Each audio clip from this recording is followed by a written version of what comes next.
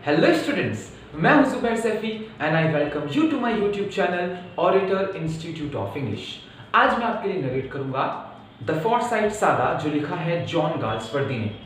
Forsyte यहाँ पर एक खानदान का नाम है, जैसे गुप्ताज और शर्माज, और सागा कहते हैं गाथा को। तो ये खानदान की गाथा है। ये वीडियो हमारे लिए बहुत चैलेंजिंग रही है क्योंकि इसको बनाने के लिए हमें 3 नॉवेल्स और 2 इंटरल्यूड्स को पढ़ना पड़ा और उसको समराइज करना पड़ा 15 से 20 मिनट के अंदर। अब ये जो पर्टिकुलर कहानी है द फॉरसाइट सागा, ये चैलेंजिंग इसलिए भी रही हमारे लिए क्योंकि आपके मन में पहले से ही ये बात है कि फॉरसाइट सागा को समझना मुश्किल है, लेकिन ऐसा नहीं है। इंडियन स्टूडेंट होने के नाते आपके लिए तो ये बहुत आसान होना चाहिए समझना, क्योंकि जो जॉइंट फैमिली का कॉन्सेप्ट है वो हमारा है। तो हमें तो पता चलता है कि कौन किसकी नंद है, कौन किसका देवर है, हमें इन रिश्तों की पहचान है, तो आपको समझने में ज़्यादा मुश्किल नहीं आएगी। दूसरा, नरेशन को स्टार्ट करने से पहले मैं आपको कुछ बातें बताना चाहता हूँ कि पहली बात, ये 3 पीढ़ियों की कहानी है। अब अगर हम दादा वाली पीढ़ी की बात कर रहे हैं और मैंने उसके लिए कोई इमेज को सिलेक्ट किया है, तो अब 20-25 साल बाद कहानी आगे बढ़ी तो मैं उसे बूढ़ा नहीं कर पाऊंगा, है ना। तो सिर्फ माइंड में रखिएगा कि आदमी बूढ़ा हो चुका होगा, ये इसकी बेटी है, ये इसका पोता है, पहली बात। दूसरा, अगर आप बिजी हैं और इस वीडियो को आपने ओपन कर लिया तो छोड़ दीजिए, ठीक। पहले कॉपी पेन उठाइए, फुर्सत में हो तब जाकर इस वीडियो को देखिएगा, और कॉपी और पेन आपके पास जरूर होना चाहिए। हम कोई टाइटल बताएं, आप उस टाइटल को लिखें, ये किसका बेटा है, ये इसका पोता कौन है, इसकी बेटी कौन है, वो आप एक ट्री बनाते हुए जाएं उसका, तभी आपको ये समझ में आएगी, ठीक। फॉरसाइट सागा 3 नॉवेल्स और 2 इंटरल्यूड से मिलकर बनता है। 1906 से 1921 के दौरान जॉन गाल्सवर्दी ने 3 नॉवेल्स और 2 इंटरल्यूड्स को छापा, और फिर 1922 में इन तीनों नॉवेल्स और दोनों इंटरल्यूड्स को मिलाकर एक साथ द फॉरसाइट सागा के नाम से पब्लिश कराया गया, और इसी फॉरसाइट सागा के लिए 1932 में जॉन गाल्सवर्दी को नोबेल प्राइज मिला था। अब ये जो 3 नॉवेल्स और 2 इंटरल्यूड्स हैं, पहली बात तो ये 2 इंटरल्यूड्स क्या हैं। इंटरल्यूड्स का लिटरल मीनिंग तो वैसे मध्यांतर या अवकाश होता है। आप इसे कनेक्टर मान सकते हैं कि एक नॉवेल लिखी, दूसरी नॉवेल के बीच में कुछ गैप है, उस गैप को बनाने के लिए मैंने एक इंटरल्यूड को छापा, ताकि इस नॉवेल के बाद दूसरी नॉवेल को पढ़ने से मुझे ऐसा नहीं लगे ये क्या हो गया अजीब सा। तो बीच में कनेक्टर हमने एक इंटरल्यूड को जोड़ा कहानी, तो जिस कहानी ने इन दोनों नॉवेल्स के बीच में ब्रिज का काम किया, ठीक। अब इसकी सबसे इंटरेस्टिंग बात पता क्या है, जॉन गाल्सवर्दी महान क्यों है? क्योंकि जॉन गाल्सवर्दी ने ट्रायलॉजी की ट्रायलॉजी लिखी है। जी हाँ, 3 नॉवेल्स यानी कि एक ट्रायलॉजी और 2 इंटरल्यूड्स मिलकर फॉरसाइट सागा बनाती हैं। फिर 3 नॉवेल्स और 2 इंटरल्यूड्स फिर छापी गई, फिर 3 नॉवेल्स और छापी गई, ठीक। और ये इस तरह से 9 नॉवेल्स और 4 इंटरल्यूड्स मिलाकर फॉरसाइट क्रॉनिकल्स कहलाती हैं। इसे मैं आपको एक चार्ट के माध्यम से समझाना चाहता हूं, और वो चार्ट ये रहा आपकी स्क्रीन पर, और समझिए इसमें कि किस तरह से जॉन गाल्सवर्दी ने इन 9 नॉवेल्स और 4 इंटरल्यूड्स को एक के बाद एक पब्लिश कराया और फॉरसाइट क्रॉनिकल्स को लिखा। तो फॉरसाइट क्रॉनिकल्स जो हैं ये ट्रायलॉजी की ट्रायलॉजी है। तो पहली ट्रायलॉजी तो है द फॉरसाइट सागा। इसकी पहली नॉवेल थी द मैन ऑफ प्रॉपर्टी, फिर एक इंटरल्यूड छापी गई 1918 में, Indian summer of a Forsyte. फिर दूसरी नॉवेल छापी गई इन चैंसरी 1920 में, फिर एक इंटरल्यूड को छापा गया अवेकनिंग 1920 में, और फिर तीसरी और ट्रायलॉजी की आखिरी नॉवेल छापी गई टू लेट। ये तीनों नॉवेल्स और दोनों इंटरल्यूड मिलकर बनाती हैं द फॉरसाइट सागा। 1930 में ऑन फॉरसाइट चेंज के नाम से कुछ शॉर्ट स्टोरीज को छापा गया। उसके बाद एक नई ट्रायलॉजी छपी अ मॉडर्न कॉमेडी।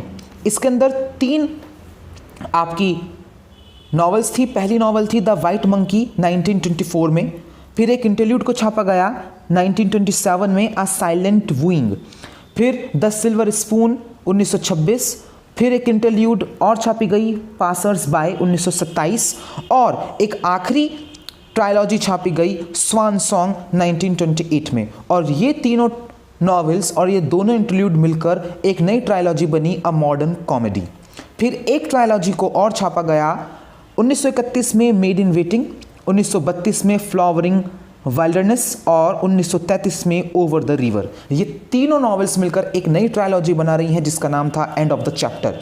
और the Forsyte saga, a modern comedy, end of the chapter, ये तीनों ट्रायलॉजी मिलकर बना रही हैं द फॉरसाइट क्रॉनिकल्स। तो ये पूरी महाभारत जो जॉन गाल्सवर्दी ने लिखी।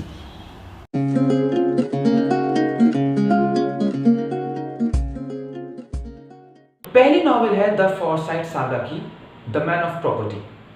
मैन ऑफ प्रॉपर्टी के कैरेक्टर्स को समझ लीजिए। फॉरसाइट जो एक खानदान है उसकी पहली पीढ़ी स्टार्ट कर रहे हैं जो दादा वाली पीढ़ी कहलाएगी। ये ओल्ड फॉरसाइट है, ये 6 भाई हैं। और ये 6 भाई कौन कौन से हैं? पहले तो हैं ओल्ड जॉलियन, दूसरे हैं जेम्स फॉरसाइट, तीसरे हैं टिमोथी, रोजर, निकोलस और एक भाई और हैं जिनका नाम है स्विन। इन 6 भाइयों में 2 भाई इंपॉर्टेंट हैं, एक तो ओल्ड जॉलियन और जेम्स फॉरसाइट। इन्हीं दोनों भाइयों के खानदान की कहानी आपको इस द मैन ऑफ प्रॉपर्टी में समझाई जाएगी। ओल्ड जॉलियन के एक बेटे हैं यंग जॉलियन और जेम्स फॉरसाइट के बेटे हैं सोम्स फॉरसाइट, यानी कि सोम्स फॉरसाइट और यंग जॉलियन कजिन ब्रदर हुए।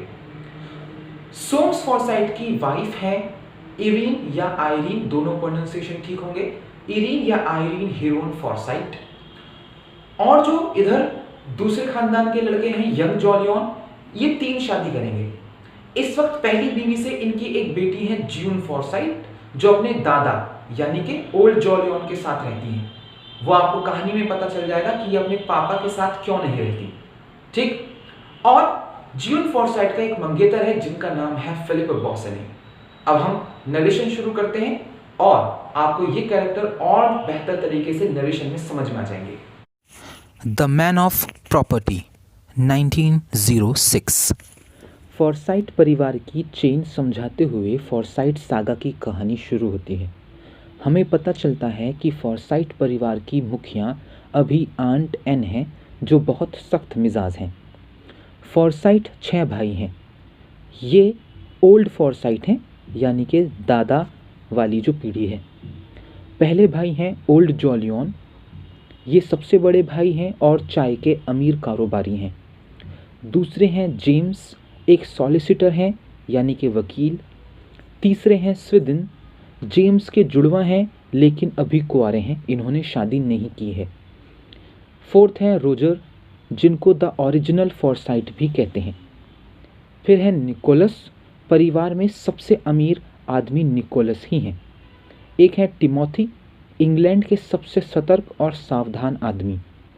इन 6 भाइयों में जॉलियन फॉरसाइट जिनका दूसरा नाम ओल्ड जॉलियन है और जेम्स फॉरसाइट मेन कैरेक्टर्स हैं, यानी इन 2 भाइयों के खानदानों की कहानी मेनली चलेगी, बाकी चारों भाइयों के खानदान की कहानी इतना मेन प्लॉट नहीं रखती। इन्हीं की पीढ़ियों की कहानी हम आगे पढ़ेंगे, इन 2 भाइयों की, ओल्ड जॉलियन और जेम्स फॉरसाइट। जॉलियन फॉरसाइट यानी ओल्ड जॉलियन के बेटे हैं यंग जॉलियन और जेम्स फॉरसाइट के बेटे हैं सोम्स फॉरसाइट। सोम्स फॉरसाइट की बीवी हैं इरीन हीरोन फॉरसाइट जो बेहद ही खूबसूरत हैं। शादी के बाद इरीन को पता चलता है कि उसका पति सोम्स फॉरसाइट सेक्सुअली रेपेलेंट है, यानी घिनौना और घृणास्पद। वहीं सोम्स ये समझ नहीं पा रहा है कि उसकी पत्नी उससे खुश क्यों नहीं है। किताब का title the man of property Soames ही है क्योंकि वो अपनी बीवी को अपनी प्रॉपर्टी समझता है। दूसरी तरफ यंग जॉलियन फॉरसाइट की एक बेटी हैं यानी ओल्ड जॉलियन की पोती जून फॉरसाइट। उनकी सगाई है फिलिप बॉसनी से जो एक आर्किटेक्ट हैं। अपनी बेटी जून की सगाई में यंग जॉलियन शामिल नहीं है। दरअसल यंग जॉलियन अपनी बीवी को छोड़कर एक गवर्नेस यानी टीचर के साथ चला जाता है और उससे शादी कर लेता है। ओल्ड जॉलियन को बच्चों से बहुत प्यार है और अपनी पोती जून के प्यार की वजह से ओल्ड जॉलियन अपने बेटे की जगह अपनी बहू का साथ देते हैं। जून को उसके दादा ने पाला है। इस सगाई में सभी फॉरसाइट शामिल हैं जिसमें जेम्स फॉरसाइट का परिवार भी शामिल है। सोम्स फॉरसाइट रॉबिन हिल नाम का एक मकान बनवा रहे हैं। इस मकान को बनाने की जिम्मेदारी दी जाती है बॉसनिक को, यानी ज्यून के मंगेतर को। घर बनाने के दौरान सोम्स के अंकल स्वीडन इरीन को घर दिखाने ले जाते हैं, जहां बॉसनिक की मुलाकात इरीन से होती है और दोनों प्यार करने लगते हैं। जी हाँ, इरीन को अपनी भतीजी के मंगेतर से प्यार हो जाता है। जैसे जैसे बॉसने और इरीन की नज़दीकियाँ बढ़ती हैं, वैसे वैसे इरीन और ज्यून का रिश्ता ख़राब होता जाता है। बॉसनी और इरीन छुप छुप कर मिलते रहते हैं। शक बढ़ने पर ज्यून परेशान रहने लगती है। ओल्ड जॉलियन अपनी पोती ज्यून को लेकर छुट्टी पर जाते हैं और अपने बेटे यंग जॉलियन से कहते हैं कि पता करे कि बॉसने ज्यून से प्यार करता भी है या नहीं। यंग जॉलियन अपने पिता को बताता है कि मामला पेचीदा है और कहा नहीं जा सकता। घर बनाने में होने वाले खर्चे को लेकर सोम्स और बॉसनी में तनाव बढ़ता है। मामला कोर्ट में पहुंच जाता है, जहां सोम्स केस में जीतता है। बॉसनी को इकोनॉमिकल प्रॉब्लम्स आती हैं। ज्यून अपने दादा ओल्ड जॉलियन से बॉसनी की मदद करने को कहती हैं। दूसरी तरफ सोम्स, जो अपनी बीवी इरीन को अपनी प्रॉपर्टी समझता था, वो एक रात अपनी ही बीवी का रेप कर देता है। परेशान दुखी इरीन ये बात बॉसने को बताती है। ये सुनकर बॉसने बहुत ज़्यादा दुखी होता है और अपने ख्यालों में गुम सड़क पर चल रहा होता है। एक बस बॉसने को कुचल देती है, जिससे बॉसने की मौके पर ही मौत हो जाती है। इरीन बॉसने की मौत का जिम्मेदार खुद को मानती है। रेप के बाद इरीन अपने पति सोम्स फॉरसाइट का घर छोड़ देती है, लेकिन बॉसने की मौत के बाद वो वापस अपने पति के पास लौट आती है, क्योंकि उसके पास अब जाने को कोई जगह नहीं है। लोगों को लगता है कि शायद बॉसने ने आत्महत्या की है। द मैन ऑफ प्रॉपर्टी के बाद एक इंटरल्यूड को छापा गया, जिसका नाम था Indian summer of a Forsyte. इस इंटरल्यूड में कोई नया कैरेक्टर नहीं आया है, बस आप इसकी कहानी सुनिए इस इंटरल्यूड की। Indian summer of a Forsyte 1918। इस इंटरल्यूड में ज्यून अपने दादा ओल्ड जॉलियन को मजबूर करती है कि वो रॉबिन हिल को खरीदें, क्योंकि वो उसके प्यार बॉसनी ने बनाया था। ओल्ड जॉलियन रॉबिन हिल को खरीद लेते हैं और अभी ज्यून और ओल्ड जॉलियन यही रहते हैं। बॉसने की मौत के बाद इरीन सोम्स का घर छोड़ देती हैं। वो एक छोटे से फ्लैट में रहना शुरू कर देती हैं और लिवलीहुड के लिए बच्चों को म्यूज़िक लेसन्स देती हैं।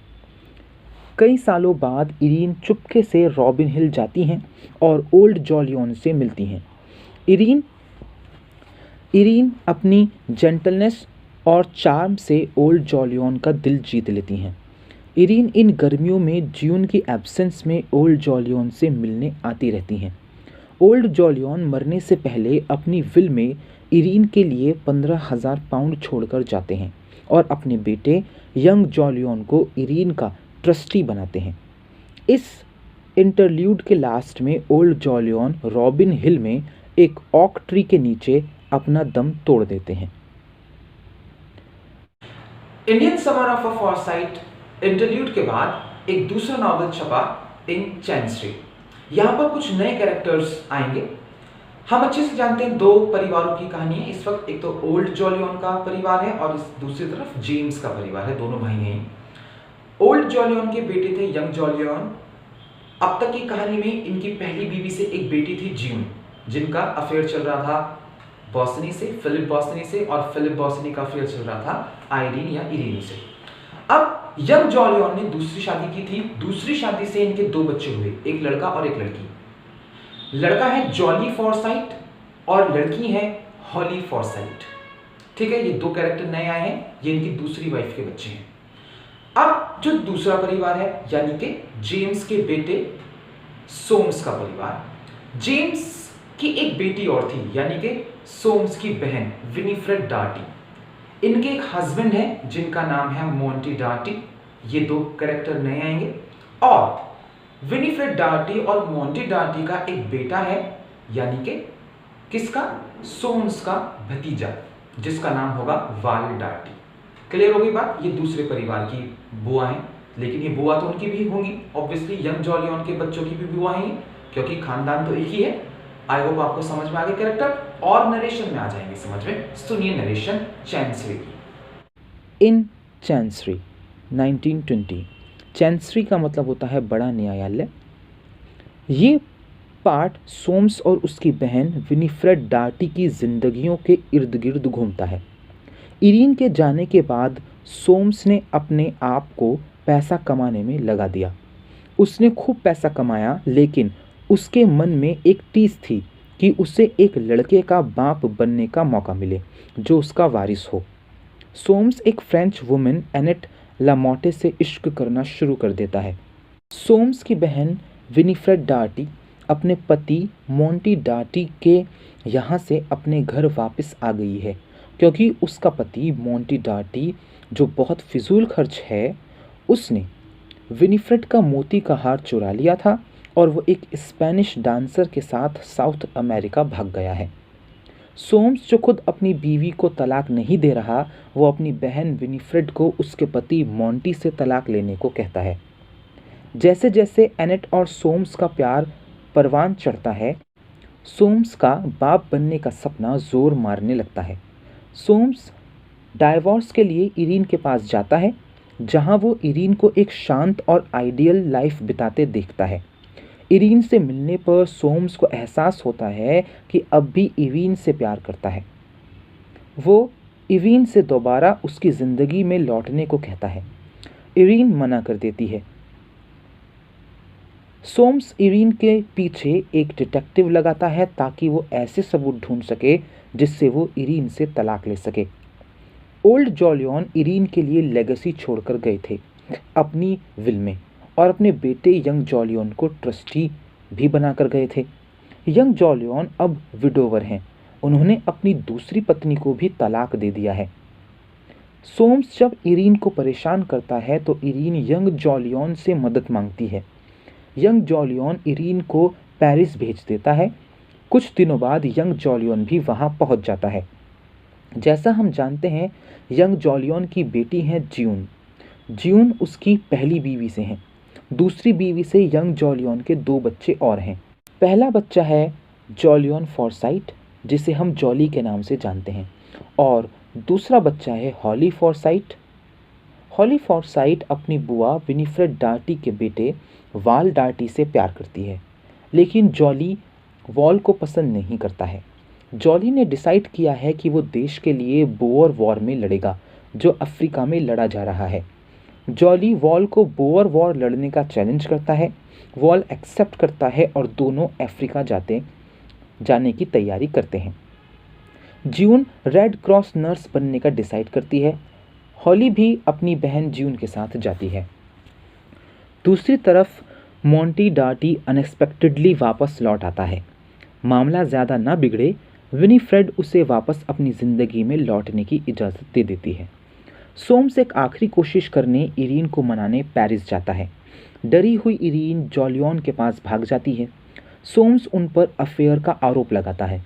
इरीन और यंग जॉलियन विदेश जाने का फैसला करते हैं। विदेश जाने से पहले यंग जॉलियन को खबर मिलती है कि उनके बेटे जॉली की अफ्रीका में बुखार से मौत हो गई है।